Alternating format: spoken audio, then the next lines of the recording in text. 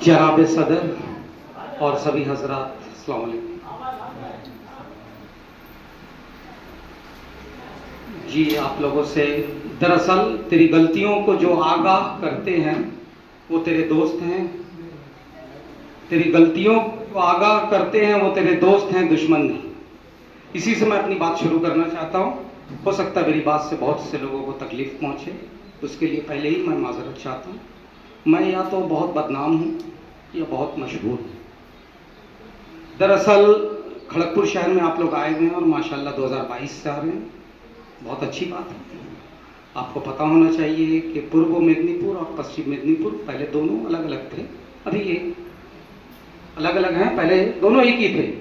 और पूर्व मेदिनीपुर पश्चिम मेदिनीपुर, नोट करिए अच्छे से, दोनों दो डिस्ट्रिक्ट और इकलौता जीजा स्कूल, और बदकिस्मती से मैं उस स्कूल से पढ़ा हूँ। 1990 में जब मैं पढ़ा हूँ तो वहाँ क्लास 8 तक था और टीचर 8 थे। आज माशाल्लाह 12 हैं, फिर भी टीचर 8 है। और माइनॉरिटी लविंग ममता बनर्जी। ये बात हमारे एक्स वाइस चेयरमैन हैं, उन्होंने चेयरमैन कहा, मैं माजरत चाहता हूँ, वो एक्स चेयरमैन थे। जब वो वाइस एक्स चेयरमैन थे, उन्होंने ये बात डीएम के सामने मेदिनीपुर में उठाई थी।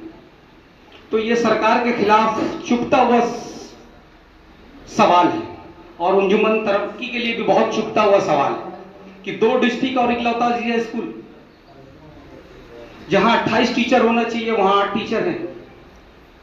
और माइनॉरिटी लविंग ममता बनर्जी है, क्या चाहते हैं जब बीजेपी आ जाए, या जो हमारे कौम के दुश्मन, जो आपने कहा कि उर्दू को मिटा देंगे इस जहां से, एक बात उस कम वक्त ने उर्दू में ही कही है, तो बात बहुत मशहूर बात। तो घर को आग लगती घर के चिराग से। हम जिससे उम्मीद बनाए बैठे हुए हैं कि माइनॉरिटी लविंग ममता बनर्जी, शायद उनसे नहीं हो पाएगा, क्योंकि ये सवाल अगर जो कोई उठाता है, हमारे एक्स चेयरमैन साहब ने उठाई थी डीएम के सामने, नतीजा उनको हरा दिया गया। पॉलिटिकल वेव के हिसाब से मैं सबके सामने डरके की चोट पे कह रहा हूँ, एडमिनिस्ट्रेशन के हिसाब से उनको हरवाया गया है। और जिन जिन लोगों ने ये बात उठाई है, अभी जावेद अहमद साहब थे जिनको आप जान रहे माइनॉरिटी की तरफ से, उन्होंने बहुत सारे काम किए, हम लोगों ने भी किए, माइनॉरिटी की तरफ से किए हैं। तो मैं एकदम कड़े लफ्ज में बोलना चाहता हूँ, बताना चाहता हूँ आप लोगों को, माजरत चाहता हूँ कि उर्दू में सारी तशरीह कुरान की बहुत सारी चीजें तफसीर आपने बताई उर्दू में, अब उर्दू का नाम ही हमने हिंदी कर दिया, अब क्या करिएगा। किंतु परंतु और वो नहीं चला गया। कभी कभी आसमां से जब जमीन पे देखता होगा मेरे महबूब को किसने बनाया, ये गाना हिंदी में है, उर्दू में नहीं है। आपको पता नहीं है कि आपका नाम चुराकर उसको सिर्फ डिवाइड कर दिया गया, जिसका नाम हिंदी दे दिया गया, वो उर्दू नहीं है, वो हिंदी है, आप क्या करिए। तो अब उसको या हिंदी मान लीजिए या उर्दू मान लीजिए या बचा लीजिए, उर्दू तो मिटेगी नहीं, सबको मालूम है, लेकिन हमने नाम बदल दिया है। तो उसका जब नाम बदल दिया गया है, नामकरण सब कुछ खत्म कर दिया गया है, तो उसकी एकदम छोटी सी मिसाल है, मैं अपनी बात को समेट के खत्म करना चाहता हूँ आप लोगों के सामने, कि अगर किसी चीज को खत्म करना है और उसकी बका के लिए उर्दू का होना बहुत जरूरी है। और उर्दू की बका होने के लिए क्या जरूरी है ये शायद आपको नहीं मालूम है। आपने बताया ना कि हर जगह स्कूल में बच्चे कम होते जा रहे हैं, टीचर कम होते जा रहे हैं, वजह क्या है? क्योंकि हमारे कारोबार का बचा होना भी जरूरी है। हमारे अगर कारोबार नहीं बचेंगे तो मदरसे में बच्चे भी नहीं रहेंगे, स्कूल में बच्चे भी नहीं रहेंगे। जहां पर जिस स्कूल में आए हैं, हम जिस टाइम पर पढ़ते थे उस टाइम पर 2000 बच्चे थे, आज 200 बच्चे नहीं। वजह, हमारा धंधा कहीं और चला गया। पूरे हिंदुस्तान में जहां अतर सबसे ज्यादा बनता है, मैं अलीगढ़ से अभी कुछ दिन पहले आ रहा था, एक अतर बेचने वाले फरोश 3-4 लोग बैठे हुए थे, बातचीत हुई, बदकिस्मती से उनसे बहुत सारी बात हुई। और उर्दू के लिए हम लोगों ने माशाल्लाह, रुकैया बीबी भी जानते हैं, मैंने 2022 से 21 से हमारे दोनों बच्चे अलीगढ़ में पढ़ते हैं और उर्दू की जिंदा रखने के लिए हमने उनको अलीगढ़ भेजा। और भी खड़गपुर शहर में जितने बच्चे अभी अभी माशाल्लाह 4-5 भेजा है, हमने मंच पे कहा है कि हमसे कोई भी मदद होगी, हाँ सिर्फ एक छोटा सा टेस्ट होता है, कोई रुपया खर्च नहीं होता और टेस्ट में पास हो जाइए आप, साल में 10-12 हज़ार खर्चा होता है, बड़ी आसानी से आपको एडमिशन मिल जाएगा। मैं फिर कह के जा रहा हूँ कि अगर उस तरह की मदद हमारे जावेद भाई, हनीफ भाई जो भी हैं, किसी से भी कंसल्ट करिए, आप बैनर को छोड़ के आइए हमारे पास, जिससे भी आइए कर लीजिए। तो मैं बताना चाह रहा हूँ कि उनका अतर का बिजनेस खत्म हो गया। जब मैंने पूछा कि क्यों खत्म हो गया, कहने लगे रुपए में 7 पैसा तो कहीं और चला गया। मैंने कहा वो अतर, वो बिजनेस तो जो सऊदी अरब में शेख लोग इस्तेमाल करते हैं वो सब बोले हाँ है, लेकिन एक ऐसा जनरेशन तैयार हो गया है जो आप खरीदारी आपके बगल में मोदी दुकान और वो दुकानों में नहीं हो रहा है, वो आधे से ज्यादा खरीदारी आपके मोबाइल पे खरीदारी हो रही है। खाली हाथ घुमाइए, क्लिक करिए, सारा बाजार सब वहीं चला जा रहा है। तो हमारे बच्चों ने उस कारोबार को नहीं पढ़ाई किया कि वहां तक हम उस सामान को कैसे बेचें, उस अल्गोरिदम की हमने पढ़ाई ही नहीं की। इस वजह से अब हम सिर्फ उनको माल ही बेच पाते हैं, और हमारे मदरसे में जो 2000 बच्चे पढ़ते थे वो 1000 बच्चे हमारा धंधा किसी और ने ले लिया है। एक दो कंपनी का उन्होंने नाम बताया कि अमेज़न एक चीज भी नहीं बनाती है, सिर्फ आपका सामान लेकर ऑनलाइन डिलीवरी करा दे रही है, आपके बाजार को खत्म हो रहा है, और हमारे बच्चे उसके लिए तैयार नहीं है। हम चाहते हैं कि उसकी कम से कम पढ़ाई करवाई जाए, उसका कुछ कोचिंग करवाया जाए। आपका बड़ा शहर है कलकत्ते में, उसकी अल्गोरिदम सारी चीजें जो पढ़ाई होती है वो सब पढ़ाई उसी लेवल पे होगी जब 12 क्लास से आप ज्यादा पढ़ सकेंगे। मैं चाहता हूँ, रुकैया बीबी से भी कहा है मैंने, कि अगर आप अपना भलाई चाहते हैं और आखिरत में आप चाहते हैं कि मैदान महशर के दिन कि आपका अगर कोई सिफारिश करने वाला हो तो ये इनाम देने से अच्छा 1 साल आप हज करिए, दूसरे साल हज के पैसे जमा करिए, और उस पैसे से दूसरे साल भी आप उम्रा करिए पहले साल, लेकिन दूसरे साल पैसे जमा करिए, और जमा करके किसी बच्चे की फीस जमा कर दीजिए जो आगे तक नहीं पढ़ पाता 12 क्लास के बाद। क्योंकि हमारे खड़गपुर शहर में 12 के बाद पढ़ाई की दुनिया नहीं है, अंधेरा है।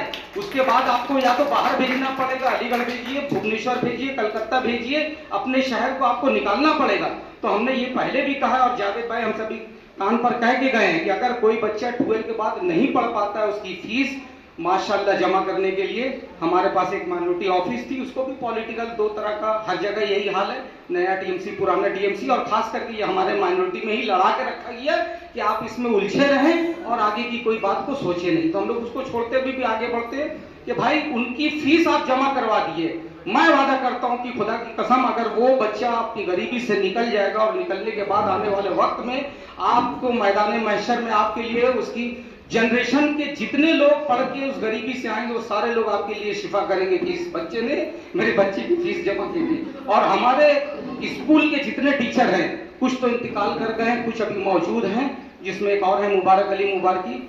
हमारे स्कूल के गार्जियन लोग अपनी स्कूल की फीस जमा नहीं कर पाते थे, 2 रुपया 35 पैसा फीस रहता था, वो जमा नहीं कर पाते थे। किताब कॉपी सब खरीदनी पड़ती थी, लेकिन टीचर लोग इतने अच्छे थे, कभी ये नहीं कहा कि स्कूल मत आना, वो 1-1 साल की फीस जमा कर दिया करते थे। तो हमको जो जमाने में मिला हम वही वापस इस जमाने को देना चाह रहे हैं। आपसे भी यही गुजारिश है कि आपके इलाके में अगर कोई ऐसा मिले तो उसके बच्चे की जो फीस वो पीछे ना पड़ पाए।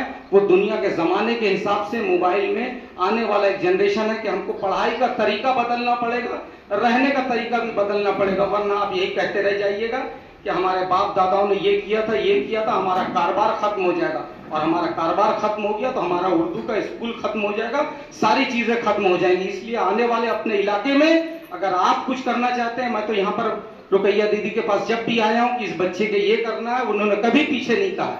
और जावेद भाई ने भी कहा है, और हनीफ भाई हमारे एक चेयरमैन है, जो लोग भलाई का काम करते हैं उनको समाज से हराया जाता है या उनकी टांग खींच के उनको नीचे रखा जाता है, और जो लोग चापलूसी और वो मददगारी करें, वो चाहे ममता बनर्जी हो चाहे कोई भी हो, सरकार कोई भी आएगा, हमारा कोई नहीं है। आपको अपनी लड़ाई खुद लड़नी होगी और आने वाले अपने जनरेशन को आपको खुद तैयार रखना होगा। और उसके लिए हम आप लोगों से भी कहेंगे कि वहां पर एक आवाज उठाइए कि खड़गपुर में 2 डिस्ट्रिक्ट है, पूर्व मेदिनीपुर और पश्चिम मेदिनीपुर। आजादी के बाद से अब तक दूसरा स्कूल नहीं खुला है। आजादी में तो एक लक्ष्मीबाई ने आजादी दिलाई थी, तो इंशाल्लाह हम भी चाहते हैं कि ये लक्ष्मी के रहते रहते दूसरा तीसरा स्कूल खुले।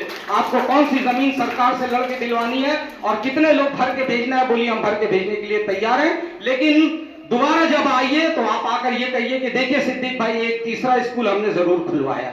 आप लोग देखिए उस स्कूल की हालत, जो मुझे तकलीफ होती है वो मैं बयान नहीं कर सकता हूं कि मैं उस स्कूल में पढ़ा हूं। उसके बावजूद भी हमने उर्दू से इतनी मोहब्बत रखी कि अपने दोनों बच्चों को पढ़ाया, और अभी अभी खड़गपुर में 3-4 लोगों का मैंने एडमिशन करवा के भिजवाया है, और अभी 2 लोगों को भिजवाया है। अब वो लोग अगर टेस्ट में वहां पर, वो कलकत्ता शॉर्ट लेग में कभी सेंटर पड़ता है, कभी हमारा जो है वहां पर सेंटर पड़ता है, और वो पास होते हैं तो इंशाल्लाह चले जाते हैं।